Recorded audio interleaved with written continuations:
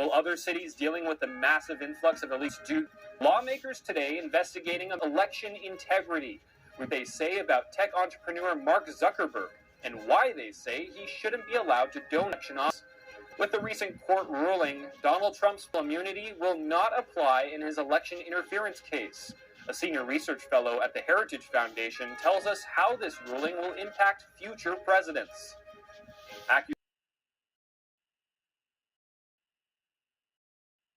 President Biden accountable, it would only further pry open the Pandora's box of perpetual impeachment. Another holdout was Congressman Ken Buck.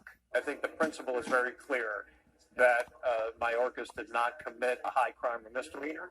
And Congressman Tom McClintock, who says the impeachment of Mayorkas would set a dangerous precedent. We can expect it to be leveled against every conservative Supreme Court justice, every future Republican president and cabinet member, the moment the Democrats take control, and there'll be nobody there to stop them because we will have been complicit. House Majority Leader Stephen Scalise was absent from the vote due to undergoing treatment for blood cancer. The House is likely to revisit plans to impeach Mayorkas at a later date.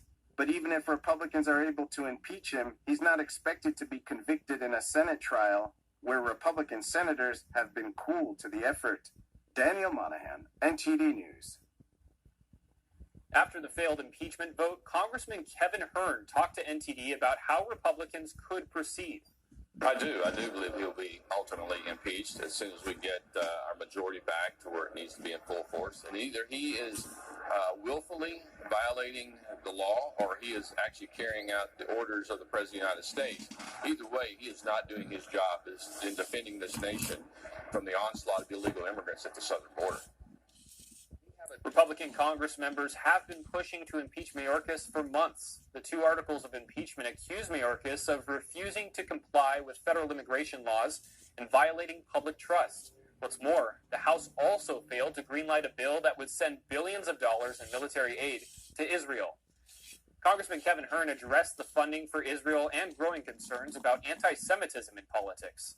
Hear more on today's Capitol Report at 5 p.m. Eastern. And now Denver reportedly... Nevada, you ever think of it as a swing state? Meanwhile, President Biden also faced little competition in the Democratic primary. He won in a landslide vote over author Marianne Williamson and Congressman Dean Phillips, the latter's name not appearing on the Nevada ballot at all. From the bottom of my heart, thank you, thank you, thank you.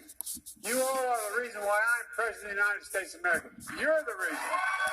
Yeah. Sorry, people. On the upcoming South Carolina primary, where she will once again go head-to-head with Trump. But the results in Nevada could put a further damper on her campaign. A D.C. Circuit Court of Appeals ruled on Tuesday that former President Trump is not... Announced the results. On this vote, the yeas are 214 and the nays are 216. The resolution is not adopted.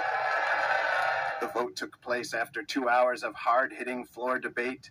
Congressman Chip Roy accused Mayorkas of blatantly ignoring the laws of the United States. He has done so with reckless abandon. He has done so in a way that has led directly to the death of American citizens. Congresswoman Laurel Lee says the head of an executive branch agency can't be allowed to pursue policies that violate the law and endanger Americans. Secretary Mayorkas has willfully and deliberately refused to uphold the laws of the United States. He has violated his oath of office, and he has breached the public trust.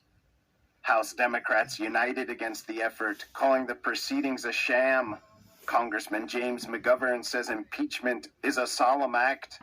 It's not something that ought to get thrown around lightly or invoked when you disagree with someone or you don't like their policies. Congressman Glenn Ivey says impeachment should be reserved for high crimes and misdemeanors. But House Republicans have decided to abuse that responsibility for a cheap political stunt. Three Republicans joined Democrats in voting what the against hell the is going on with it? Congresswoman Marjorie Taylor Greene reacting. I'm sure they'll hear from their constituents. I'm sure they're probably hearing from them already. Congressman Mike Gallagher was one of the holdouts. He wrote on X that creating a new lower standard for impeachment, one without any clear limiting principle, wouldn't secure the border or hold President Biden accountable. It would only further pry open the Pandora's box of perpetual impeachment. Another holdout was Go Congressman back Ken after Buck. I think the Clinton. principle is very clear that Mayorkas did not commit a high crime or misdemeanor. And Congressman Tom McClintock, who says the impeachment of Mayorkas would set a dangerous precedent. We can expect it to be leveled against every conservative Supreme Court justice, every future Republican president and cabinet member the moment the Democrats take control, and there'll be nobody there to stop them because we will have been complicit. House Majority Leader Stephen Scalise was absent from the vote due to undergoing treatment for blood cancer. The House is likely to revisit plans to impeach Mayorkas at a later date. But even if Republicans are able to impeach him, he's not expected to be He convicted needs in to a go. Senate trial, where Republican senators have been cool to the effort. Daniel Monahan, NTD News. Term impact is that the census doesn't distinguish between legal and illegal residents. So when you have a large number of illegal immigrants pouring into certain areas that tend to be largely left-leaning areas, you're going to increase their congressional representation, which obviously is good for the Democrats and bad for the Republicans. But in the short term, I've seen better election security in Africa and Asia, in countries that are not developed at all, than we have in some U.S. states. It is not unreasonable to expect people to have identification that shows that they are American citizens before they vote. It is not unreasonable to expect people to show up and vote in person if they are able to do so. And so we have states that really need to get their house in order to ensure election integrity, which is not a partisan thing, but it's for both sides. Now, what a look at organized crime, which we're seeing in New York City and in other areas. Is it an inevitable consequence, do you think, of mass illegal immigration, where these people don't have the ability to earn a living legitimately, so they may be in some ways forced into that kind of situation?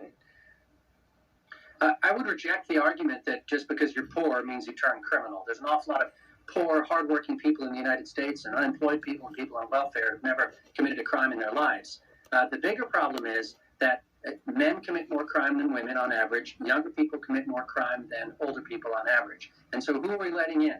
We're letting in a large number of young men who we know absolutely nothing about, some of whom will have criminal records in their home countries that we can't search. And if you look at who's being arrested in New York City and other places for the kind of street crime and organized crime that you're seeing, many of them have ties to gangs back home and are coming over here with the express purpose of carrying out crime. We've seen this happen from Colombians before and Venezuelans, and it will only get worse. All right, that's all we have time for. Simon Hankinson, Senior Research Fellow at the Heritage Foundation's Border Security and Immigration Center. Really appreciate your time. Anytime.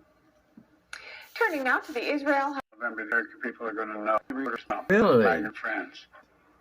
Trump's latest a pathetic crime is expected to campaign together with former Presidents Barack Obama and Bill next month. And Trump on Wednesday warned Biden, Obama, and Bush would, quote, all be in prison if the president does not have presidential immunity.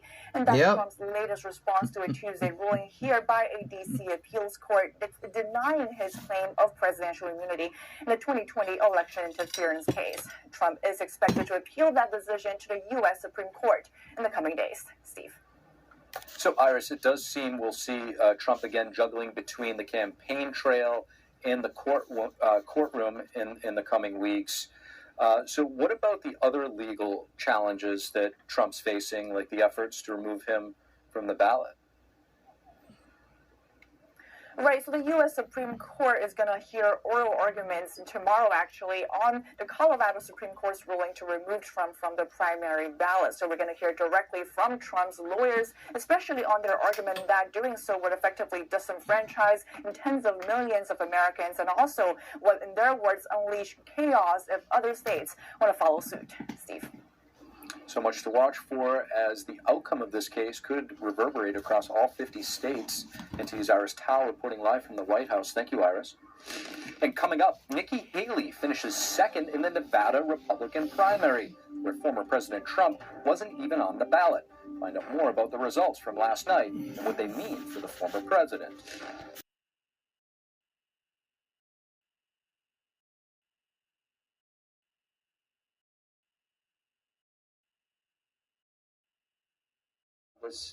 has stopped taking applications, indicating that the project fund is fully exhausted. Meaning, they said, hey, free money, everybody took it. And it's done. They took all that money. And of course, there's something big coming out now. Former President Donald Trump recently spoke with Fox News, and he said that he believes the Chinese Communist Party is actually directing these operations. He said the Chinese Communist Party is directing military-aged men from countries all around the world to come and illegally enter the United States. He claimed in some ways as well that these might be people emptying prisons, emptying mental hospitals, and sending criminals, mentally ill people, and maybe even soldiers, possibly, military-aged men, to come and illegally enter the United States, taking advantage of the relatively open borders policy we have here. And he said as well that he believes the open borders program is going to lead to new terrorist attacks in the United States. Watch. I believe we're going to have a terrorist attack 100%. 100%. You know, during my term, I had no terrorist attacks. You know that, right? So there'll be saboteurs? What are they? I had all sorts of bans on people from certain countries. I had bans all over the place. We had no attack. Now, look, as all this happens, an AP article from January of 2021 is coming back into the headlines. People are looking back in time because they're wondering, you know, was this the plan all along? What are they really doing? Like, why are they doing this? You could say, well, it's because they care about the welfare of individuals. They want to make sure that people are being treated fairly, and if people are here illegally, we can't just let them starve to death, right? Fair enough. But it turns out there's something else to all of this, and that something else is now being dug up because guess who talked about it openly? Well, Joe Biden himself. It claims that the Biden administration, when he was first coming in, when Biden was first saying he's going to have his initial policies, Biden stated that he was intending to give citizenship to all the illegal aliens flooding into the United States. And this claim is being noted as part of the open borders agenda to let in millions of people, millions upon millions of them, maybe tens of millions, and then make them dependent on the government. They need the government handouts to survive, and then grant them citizenship and voting rights. And were they to do that, this would very likely, because they would probably vote for the people, giving them free food and free housing and free cash cards, it would create a one-party dictatorship in the United States. This would be the end of the American Republic as we know it. This would mean that we no longer have two parties. The Republican Party would be obsolete, and you would then have maybe the Democrat Party and maybe the Socialist Party, and that's it. This is the AP article on this from 2021. It says this: President-elect Joe Biden, because he had just got elected, right, that his decision to immediately ask Congress to offer legal status to an estimated 11 million people in the country has surprised advocates, given how the issue has long divided Democrats and Republicans, even within their own parties. 11 million people, folks. That's not including all the ones who entered while he was president. It says that Biden will announce legislation his first day in office to provide a path to citizenship for millions of immigrants in the United States illegally, according to 4 people briefed on his plans. It says the president-elect campaigned on a path of citizenship to the roughly 11 million people in the United States illegally, but it was unclear how quickly he would move while wrestling with the coronavirus pandemic, the economy, and other priorities. It says for advocates, memories were fresh of President candidate Barack Obama pledging an immigration bill his first year in office, and it said in 2019, but not tackling the issue until his second term. And here's a quote: "This really does represent a historic shift from Trump's anti-immigrant agenda that recognizes that all of the undocumented immigrants that are currently in the United States should be placed on a path to citizenship." This was according to the executive director of the National Immigration Law Center, who was briefed on the bill.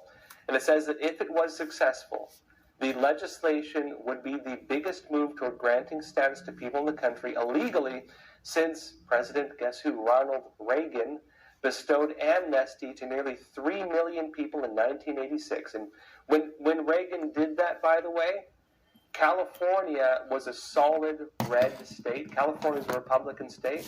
When Ronald Reagan gave citizenship to 3 million illegal aliens, California went from solid red to solid blue. It is now forever blue. It is a full-on Democrat state. And that demographic shift, if Biden did this, would be across the entire United States. It says that legislative efforts to overhaul the immigration policy failed in 2007 and 2013. That was when Obama was, first end of Bush era, then Obama era. It says that Ron Klain, Biden's incoming chief of staff, said Saturday that Biden will send an immigration bill to Congress on his first day in office. It says he did not elaborate on Biden's office, declined to comment on the specifics. Now, what we're seeing now is that Biden did not do that, but the immigration bill that is now going through Congress does do that. That immigration bill right now being negotiated in Congress achieves what Biden said he would do. It would offer a pathway to citizenship to every single illegal immigrant in this country. And in addition to that, of course, even give, again, Alejandro Mayorkas, head of the DHS, the ability to, as people illegally enter the United States, have a rapid process where they grant them amnesty, and with that, voting rights. Now, Elon Musk has sparked a public debate on this, and Elon Musk posted a screenshot of the headline on X of the article we just looked at from 2021, and he wrote this: Biden's strategy is very simple. 1, get as many illegals into the country as possible. 2, legalize them to create a permanent majority, a one-party state. That is why they are encouraging so much illegal immigration. Simple yet effective. Keep in mind, Elon Musk is an immigrant, but of course a legal immigrant. Now, to nail down this point, Elon Musk also linked to the congressional bill that failed to pass previously, showing that not only are they doing it right now, but they tried this before. When Biden said that he was going to give, amnesty or citizenship to every single illegal alien, that was not just empty talk. They actually tried to do it. They tried to do that, and of course it failed to pass the Senate. That bill was H.R. 1177. And let me show you the bill. It says this.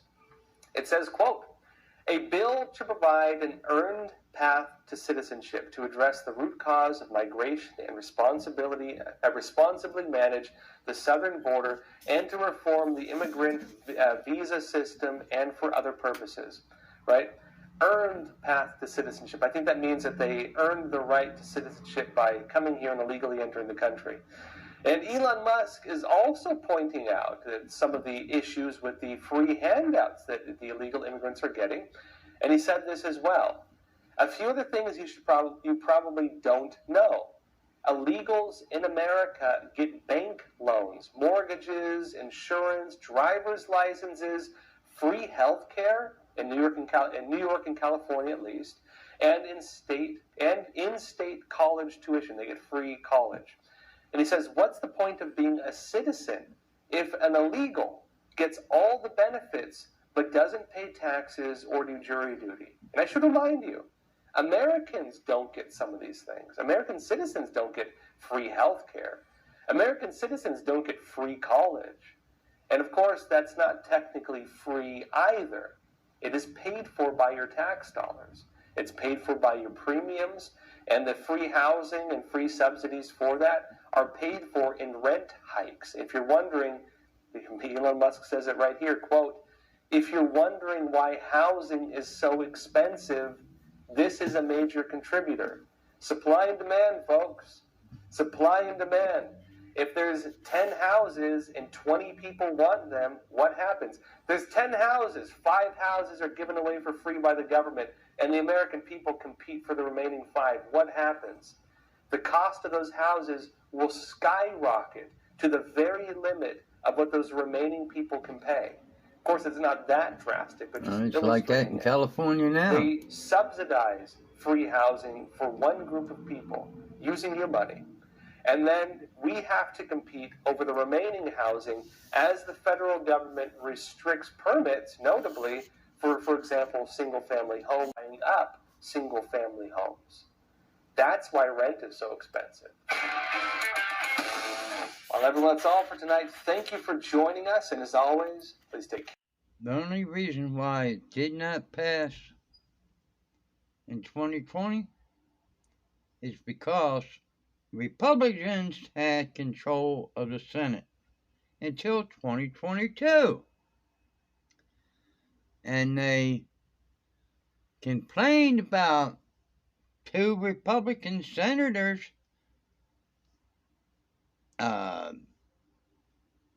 dealing in stocks. Well, all of a sudden they became enemy number 1. But every person in Congress, both in the Senate and in the House, purchased stocks. I mean, military complex companies, electric car companies, electric battery companies, all these things. Big pharma, all of it. That was a cheat right there. That was totally a cheat. Sources of it is higher because it's cheaper to buy. Mexican cartels have been big in the illegal marijuana world, but Chinese pot operations have been a rising force in recent years, and quite a large number of them are run by Chinese crime organizations. Oklahoma has closed almost 1,000 marijuana farms in the past 3 years, and at least 80% of them are tied to organized Chinese crime rings. Authorities say these criminals are laundering millions of dollars back to countries, including China. The pot problem is setting off alarm bells in Washington. Lawmakers are concerned that Beijing may be directly supporting the illicit Chinese marijuana operations across the U.S. 50 lawmakers are asking the Justice Department for a briefing by late February. Law enforcement officials have reported challenges in busting these networks. What's more, investigators have found these illegal Chinese pot grows are tied to forced labor and human trafficking. The U.S. State Department is announcing new visa restrictions targeting people linked to the abuse of commercial spyware. How does the new policy affect China? NTD's Sam Wong has more. Malware installed on your personal devices could be tracking your activities in real time without your knowledge. A new visa restriction announced by the U.S. State Department will target just that. It's part of a larger effort from the Biden administration to bring consequences for abusing commercial spyware. On the receiving end, those involved in using spyware to monitor, harass, or intimidate people like journalists and dissidents. The policy will also target companies and investors who had facilitated or contributed to the problem. Also supported the leadership challenge to McConnell after the 2022 midterms. Those are Senators Rick Scott, Mike Lee, Ron Johnson, J.D. Vance, Roger Marshall, and Eric Schmidt. Up next, 3 U.S. presidents to meet in New York City next month. How former Presidents Bill Clinton